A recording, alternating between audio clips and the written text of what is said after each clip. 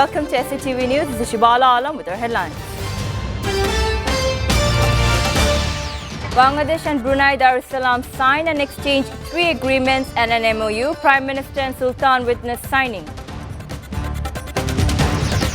Commerce Minister urges Brunei to invest in Bangladesh, taking advantage of facilities offered for foreign investors. There is no other option but to be patient regarding the electricity conditions, said Tawfiq Elahi Chaudhary.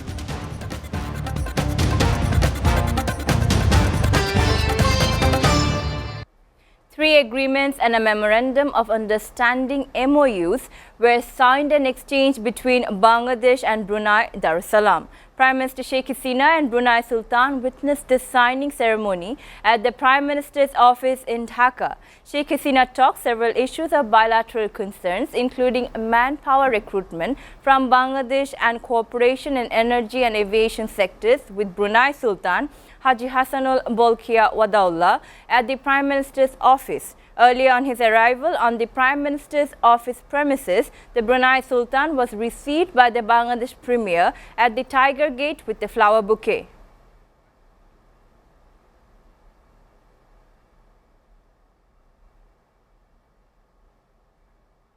Commerce Minister Tipu Munshi urged energy-rich Brunei to invest in Bangladesh, taking advantage of facilities that the country offers for foreign investors.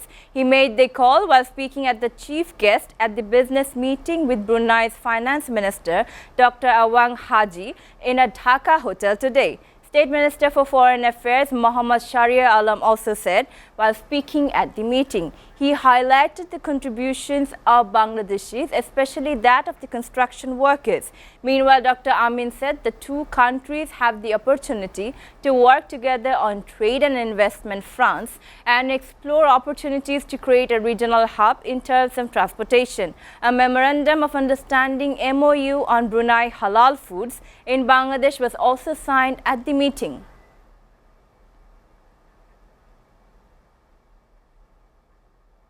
Prime Minister's Energy Advisor Tawfiq Elahi Chaudhary said, presently there is no other option but to be patient regarding the electricity condition in the country. He made the comment during an event organized by Bangladesh Institute of Development Studies, BIDS, in a Dhaka hotel this morning. The energy advisor said if the world condition gets better, then there will be no problem. Otherwise, the country will suffer due to fuel shortages. He added that the grid has failed in the meantime and it will take time to fix, although the government is always trying. Chaudhary said it might seem that electricity will come from big power plants after 2 months, but in reality it takes 6 months.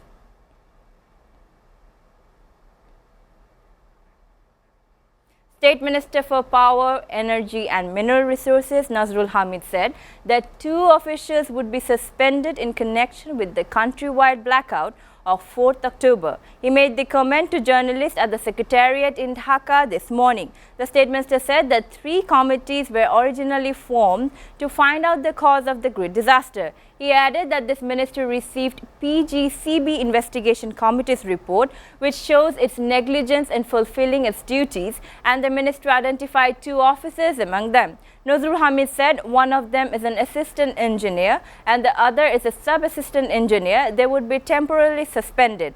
On 4th October, Bangladesh suffered its worst blackout in 10 years owing to a technical glitch. Chief Election Commissioner CEC Qazi Habibullah Awal said that the Election Commission is not feeling any pressure as it is doing its job. He said this in a response to a question from journalists at the Nirbachan Bhavan after visiting the Zilla Porishad election monitoring cell today. Zilla Porishad elections will be held on Monday in 57 districts from 9 in the morning to 2 in the afternoon. The Election Commission will monitor the polls through CCTV cameras from their monitoring cell of the Nirbachan Bhavan. The Commission suspended the by-elections to Gaibandha 5 parliamentary seat over widespread allegations of vote rigging and voter intimidation on Wednesday. Road Transport and Bridges Minister Obaidul Qadir said that the Bus Rapid Transit BRT project from Gazipur to Keraniganj has turned into a major issue for the government. He added that the current state of the project, which is in disarray, is a result of flawed planning. The minister made the remarks while talking to journalists after attending a meeting with departmental heads of his ministry at the Secretariat in Dhaka today. Asked what actions were taken against the Chinese company responsible for the BRT girder crash in Uttara, Kader said that although the company has been allowed to complete the construction work, they would not get any more projects in Bangladesh.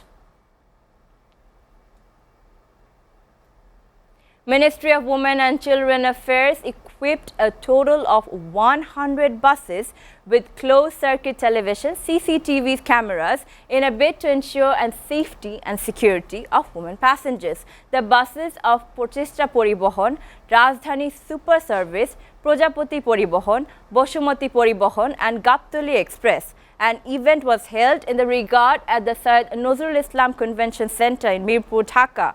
State Minister for Women and Children Affairs Fazilatun Nessa Indira was the chief guest of the program. The move aims to make public transport safer and more comfortable for women. Complaints can be made by calling 999 and 109 by women passengers when facing an untoward situation during the journey. The International Monetary Fund IMF is set to open talks with Bangladesh on a lending program as the country seeks to stabilize the economy in the face of global headwinds. The South Asian country has asked for funds under regular upper credit tranche arrangement and from the Resilient and Sustainability Trust program to stave off external shocks. IMF's Asia and Pacific Department said the organization is currently preparing for the first negotiation mission to Bangladesh, which will start next week. Bangladesh was seeking a total of $4.5 billion in loans from the IMF in August. Viewers are taking a short break. Please stay with us.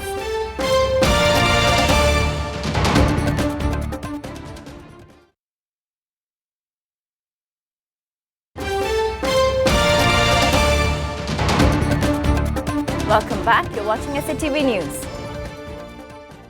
Now news from abroad. 4 prisoners were killed and 61 injured in a fire at Tehran's prison on Saturday night, with state television airing video apparently showing that Carmen returned to the facility. The judiciary said that 4 of those injured in Saturday's fire were in critical condition and those killed had died of smoke inhalation. The prison is known for housing political prisoners, journalists and foreign nationals. The fire at Tehran's notorious prison came amid ongoing unrest sparked by the death of Mahsa Amini. Meanwhile, protests continued over the weekend for a regime change in Iran after Amini, a 22-year-old Iranian woman, was killed while in police custody for allegedly wearing her hijab incorrectly.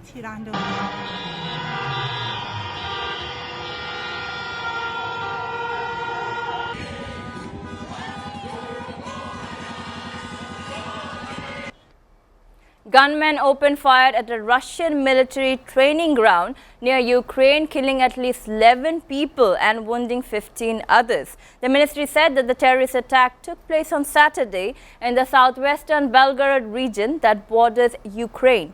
2 assassins nationals from the unspecified former Soviet Republic fired on volunteer soldiers during target practice and were killed by return fire. The shooting comes amid a hasty mobilization ordered by President Vladimir Putin to beef up Russian forces in Ukraine, a move that triggered protests and caused hundreds of thousands to flee Russia. It also comes a week after a blast damaged a bridge in Crimea. Thousands of Tunisians demonstrated in the capital, denouncing President Kais' move to consolidate political power and demanding accountability for the country's long-running economic crisis. Supporters from the All Party and the Free Constitutional Party held parallel rallies in adjacent areas of the capital, accusing Said of economic mismanagement and of an anti-democratic coup. Tunisia's former Prime Minister and a senior Ennahda official, Ali Laredia, said that the protest was an expression of anger at the state of affairs under Kais Said, who has moved to rule by decree after shutting down parliament last year and expanding his powers with a new constitution passed in July referendum, has said that the measures were needed to save Tunisia from years of crisis. Urged Tunisians to boycott December's parliamentary elections. China's President Xi Jinping defended his controversial zero-COVID strategy as the historic Communist Party Congress kicks off in Beijing. At the same time, he also said that an end of a chaos in Hong Kong and refused to rule out the use of force to take place. Xi is expected to receive a third five-year term, breaking with recent precedent and establishing him as arguably the most powerful Chinese politician since party founder. In a lengthy report at the Congress opening, Xi enthused the achievements of the past 5 years and said the party would strive to meet its modernization goals to achieve what it calls the rejuvenation of the nation.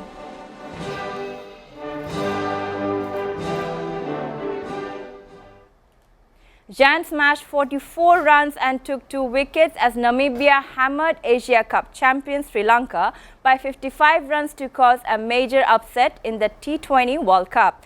Opener today, the left-handed Fred Link and JJ Smith, who made an unbeaten 31, lifted Namibia in 163 for 7 wickets with their 69-run 7-wicket stand after being invited to bat first in Geelong. Sri Lanka were then bowled out for 108 in 19 overs, with David, Franklin, Scholes and Ben taking 2 wickets each in the team's first of 3 opening round matches. The African Minnows are on course for a second straight Super 12 place after achieving the feat on their T20 World Cup debut last year in the United Arab Emirates.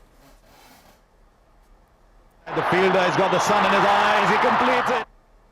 Before ending, we go to the headlines again. Bangladesh and Brunei Darussalam signed and exchanged 3 agreements and an MOU. Prime Minister and Sultan witnessed signing. Commerce Minister urges Brunei to invest in Bangladesh, taking advantage of facilities offered for foreign investors. There is no other option but to be patient regarding the electricity conditions, said Tawfiq Elahi Chaudhary.